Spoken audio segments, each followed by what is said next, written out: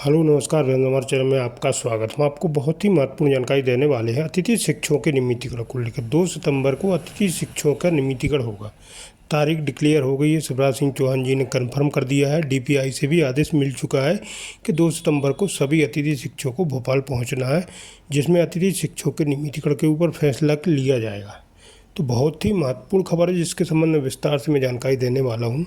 उधर लपेटा लाइव के भुवनेश सिंगर हैं, इनने भी मुद्दा उठाया अतिथि शिक्षकों के नियमितीकरण करने का। इनने पूरे प्रदेश भर के अतिथि शिक्षकों से बात की है और सभी की समस्याओं को सुना है और सरकार के सामने भी रखा जाएगा, ताकि अतिथि शिक्षकों का ज़्यादा से ज़्यादा भला हो सके, वेतन वृद्धि हो सके और नियमितीकरण हो सके। दलपेटा ने अतिथि शिक्षकों का मुद्दा उठाया, जिसके संबंध में विस्तार से मैं जानकारी देने वाला हूँ। और प्रदेश के अतिथि शिक्षकों का क्या कहना है नियमितीकरण को लेकर, वेतन वृद्धि को लेकर, पूरी विस्तार से मैं आपको जानकारी दूंगा। आप वीडियो में बने रहें। वीडियो अच्छा लगे तो आप लाइक जरूर करें और चैनल को सब्सक्राइब जरूर कर लें। ऐसी अपडेट पाने के लिए पूरी जानकारी आपको देने वाला हूँ। वीडियो में बने रहें, वीडियो पूरा जरूर देखें। अतिथि शिक्षकों का क्या कहना है। हाँ, बोलिए। नमस्कार सर। सर मैं छिंदवाड़ा जिले से परासिया ब्लॉक से हूँ सर। अच्छा, तो अभी तो मुख्यमंत्री जी छिंदवाड़ा आए थे, वहां पर भी घोषणा करके गए हैं। जी सर, बिल्कुल बराबर 24 तारीख का मुख्यमंत्री जी का कार्यक्रम था और हम सभी जिले के समस्त जितने अतिथि शिक्षक शिक्षिकाएं थे, सभी लोगों ने काफी लंबे समय तक उनका वहां इंतजार किया और हमने ये मान के चलिए एक बहुत बड़ी उम्मीद लगाई थी कि शायद छिंदवाड़ा जिले में आने के बाद मामा जी कोई बहुत अच्छी घोषणा कर जाएंगे। हम सभी को ऐसा प्रतीत हो रहा था कि कमलनाथ जी के एरिया में आ रहे हैं, तो मामा जी बहुत अच्छी घोषणा करेंगे, लेकिन मामा जी बस एक सांत्वना के अनुसार उसके अलावा कुछ हमको देकर नहीं गए। ये रहा है हम्म। सर। वो हाँ, वो सांत्वना लगातार दे रहे हैं। वो क्या थोड़ी जमीन पे आ जाए तो उसका भरोसा भी हो। जी सर, ऐसा है। सर वर्तमान स्थिति ये है कि जैसे सर सबसे पहले तो मैं आपके लपेटा चैनल की बहुत सहस्त्र कोटि धन्यवाद देना चाहूँगी, क्योंकि हम अरे आपसे शायद जब से जुड़े हैं अ, हमारी बात जी, और ज़्यादा सुचारू रूप से शासन प्रशासन के पास पहुँच रही है और हम सभी को आगे बढ़ाने में आपका बहुत महत्व है। तो मैं सारे अतिथि मध्य प्रदेश के सभी अतिथि शिक्षकों की तरफ से आपको सहस्त्र कोटि धन्यवाद बोलना चाहूँगी अरे नहीं और नहीं, ये तो मेरा काम है, इसमें कोई अलग से मैं बात नहीं है। तो काम है, असल में मैं सबका मीडिया का काम यही होना चाहिए। जी। नहीं, नहीं सर, ये आपका काम है, लेकिन वर्तमान स्थिति जो है, पिछले 14 वर्षों में शायद इतना हम सभी की बात को गहराई से कभी किसी ने समझा नहीं और हम अपनी बात को इस तरीके से कभी रख नहीं पाए हैं। बाकी अभी आप हम्म, जो प्रश्न किए थे सर, मैं उसका उत्तर देना चाहूँगी कि सर जी। हमारी वर्तमान स्थिति ये है कि मेरे साथ जो काम करने वाली कुछ अतिथि शिक्षक-शिक्षिकाएँ हैं, उनमें उनकी आर्थिक स्थिति इतनी खराब है सर कि वो कर्ज़ ले लेकर अपने परिवार से 40-45 किलोमीटर दूर रह के अपने परिवार का पालन कर रहे हैं। और उसमें से तो कुछ लोग ऐसे हो चुके हैं जो 2-3 लोग तो सुसाइड कर चुके हैं। उन पर इतना आर्थिक बोझ अरे पड़ चुका है। तो ऐसी दयनीय स्थितियों में हमको पूरी आशा है कि मुख्यमंत्री जी शायद हमारी गहराई को समझेंगे कि हम 9,000 में, 5,000 में, 7,000 में कैसे अपने परिवार का पालन कर रहे हैं। महिलाओं को तो फिर भी एक सपोर्ट होता है, लेकिन एक पुरुष के लिए परिवार चलाना बहुत कठिन कार्य होता है। ये वास्तविक स्थिति वाकई ये से तो बहुत अवगत होना चाहेंगे। हम्म ये तो वाकई बहुत विकट है। और जो आप लगातार ये कोई 1-2 साल की बात नहीं है, कई लोगों की 14-15 साल की पूरी सर्विस हो चुकी है। तो अब कम से कम होना चाहिए कि अब इतना सब कुछ सहने के बाद, इतना लंबा आंदोलन चलने के बाद, मुख्यमंत्री के इतनी बार भरोसा देने के बाद अब हालात बदलने चाहिए। हमारी भी पूरी कोशिश है कि ये इस बार ये जो लिंक है, कम से कम मुख्यमंत्री जी देखें और वहां तक पहुंचे और वो पूछे अधिकारियों से कि जब मैंने पहली बार वादा किया था तो मेरी भी जुबान की कीमत है, मेरे भरोसे की कीमत है। मुझे 10 बार वही बात दोहरानी पड़े, इसका मतलब यह है कि जो ब्यूरोक्रेसी है वो अक्षम है। ब्यूरोक्रेसी वो काम नहीं कर पा रही जो मुख्यमंत्री चाहते हैं। मुख्यमंत्री अगर चाहते हैं कि अतिथि शिक्षकों को नियमित किया जाए, तो फिर ब्यूरोक्रेसी की टालमटोल कहीं ना कहीं मुझे इस पे नजर आती है। तो आज यहाँ पर हमें बनिस्बत मुख्यमंत्री की मंशा पर बात करने के बजाय ब्यूरोक्रेसी की मंशा पर बात करना ज्यादा जरूरी हो जाता है। धन्यवाद अमिता जी, आप हमारे साथ रहे, बात करी आपने, अपने अपनी बात को रखा। छिंदवाड़ा से आप, परासिया से आप जुड़ी हैं। दीपक राव जी हमारे साथ में जी, दीपक जी भी हमारे साथ जुड़े। दीपक जी नमस्कार, कहाँ से हैं दीपक जी? दीपक जी माइक अनम्यूट कर दीजिए, आपका माइक म्यूट है। आप माइक पे एक बार MIC लिखा, उस पर क्लिक कीजिए। नहीं, अभी नहीं हो पाया। जहाँ MIC लिखा है, माइक का चिन्ह है, उसके ऊपर एक बार आप क्लिक, आ गया, हो गया। जी जी,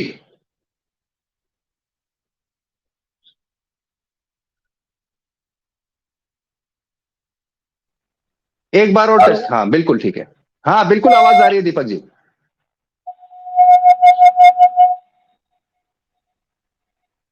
जी दीपक जी बोलिए।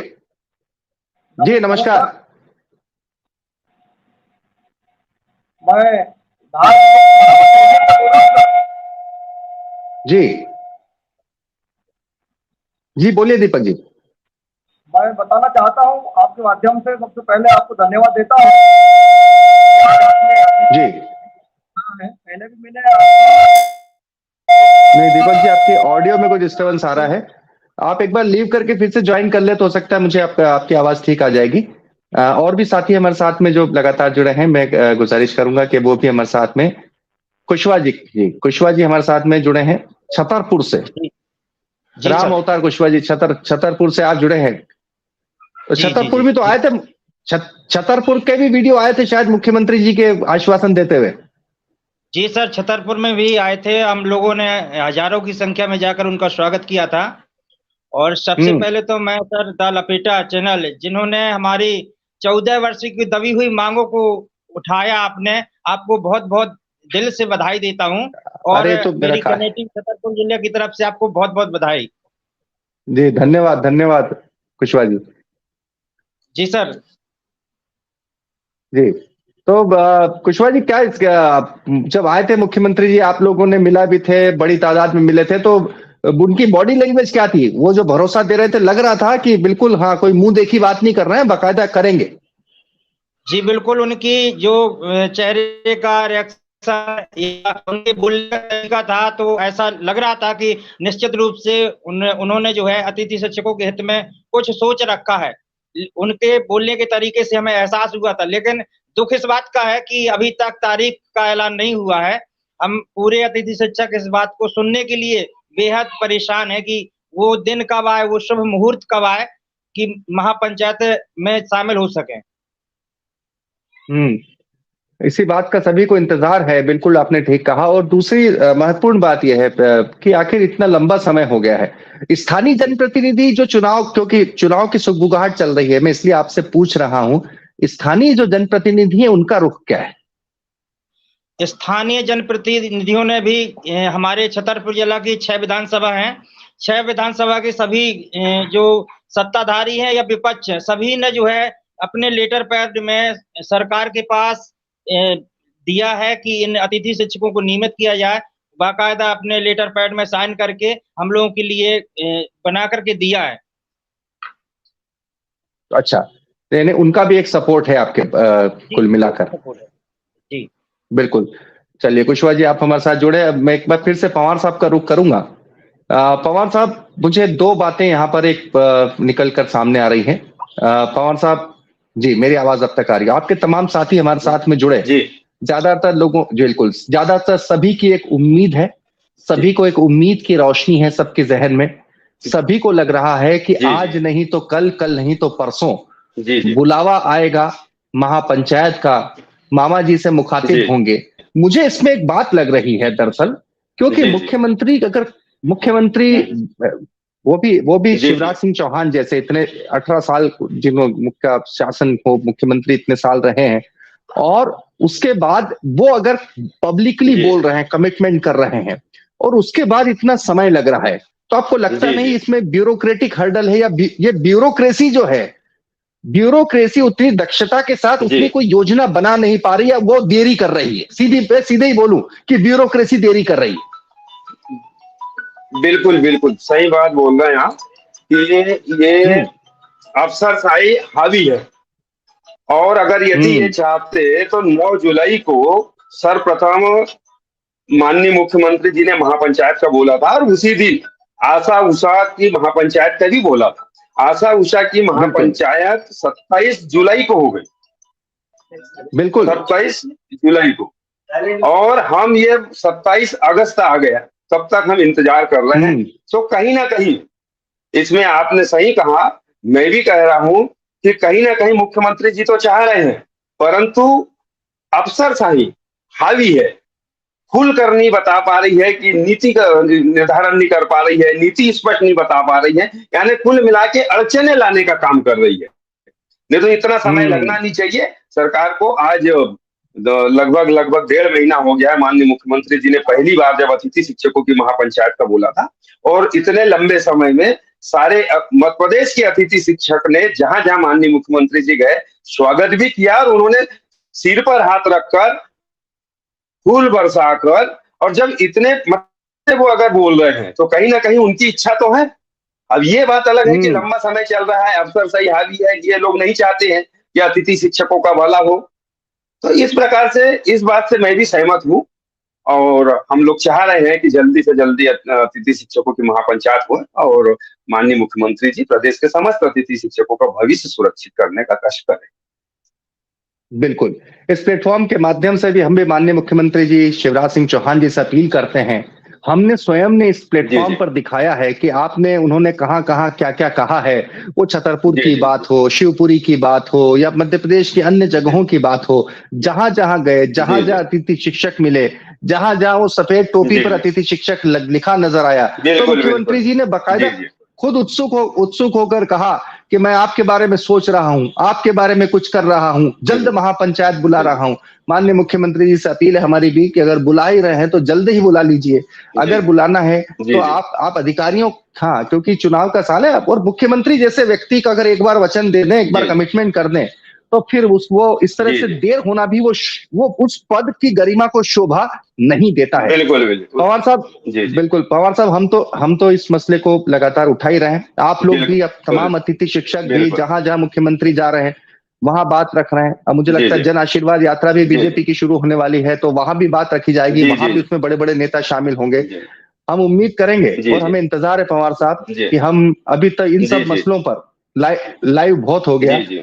अब मेरी स्वयं की उम्मीद है कि अगला लाइव जब हम करें तो भोपाल की महापंचायत से करें, और जब करें तब उस लाइव में इतनी खुशी हो कि सभी अतिथि शिक्षकों की उनकी जो मांग है वो पूरी हो जाए। जी मैं आपके चैनल के माध्यम से मेरे प्रदेश के अतिथि शिक्षकों से कुछ कहना चाहूंगा।